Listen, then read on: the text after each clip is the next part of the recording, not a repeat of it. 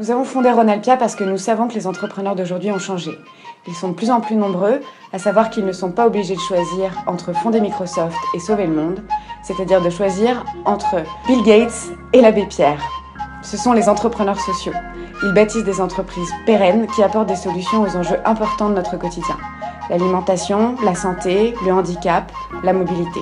Concrètement, on détecte ces entrepreneurs sociaux, on les sélectionne annuellement parmi une soixantaine de dossiers et on les accompagne gratuitement pendant 18 mois à travers un accompagnement stratégique individuel orienté terrain et résultats, un hébergement, de la mise en réseau, une trentaine de workshops et un parrainage dispensé par un chef d'entreprise.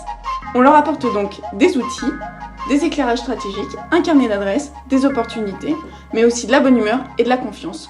Le tout pour passer de l'idée au lancement plus sereinement.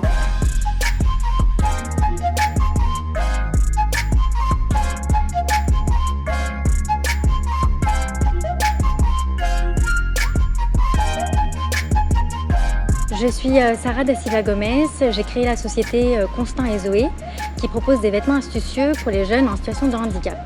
Je suis accompagnée depuis 2014 par l'incubateur Ronalpia et cet accompagnement se traduit par la mise à disposition de locaux mais surtout par du mécénat de compétences. Le fait d'être avec d'autres startups, ça crée une émulsion, c'est vraiment ça le terme, ça crée une émulsion qui fait qu'on avance sur des territoires qu'on ne connaissait même pas, sur des systèmes, on développe un système un peu solidaire, de partage, et finalement moi je découvre un monde, je pensais déjà en savoir et en fait je découvre plein de leviers. Je pense que Ronalpia, c'est une formidable expérimentation in vivo des nouveaux modèles émergents d'entrepreneuriat et de management de la ressource humaine. Pourquoi est-ce que la fondation Caisse d'épargne Rhône-Alpes a accompagné Ronalpia dès le début?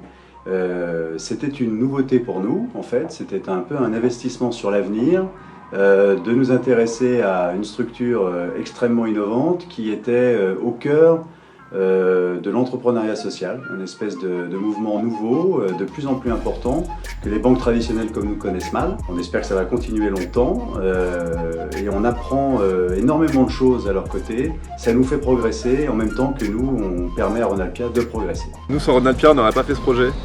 Ça a été, on a vraiment fonctionné à l'opportunité et le fait de savoir qu'on allait être accompagné, entouré, qu'on n'allait pas être tout seul dans cette aventure-là, ça nous a permis de se lancer et de se dire allez, vas-y, on le fait. Donc je pense que c'est pas seulement, c'est vraiment quelque chose qui est une opportunité, qui peut déclencher des vocations.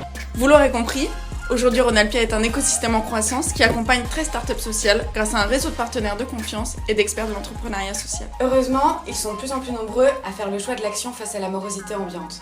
Et notre incubateur est chaque jour plus utile pour tous ceux qui partagent notre ambition. Le meilleur moyen de prédire l'avenir, c'est encore de le créer.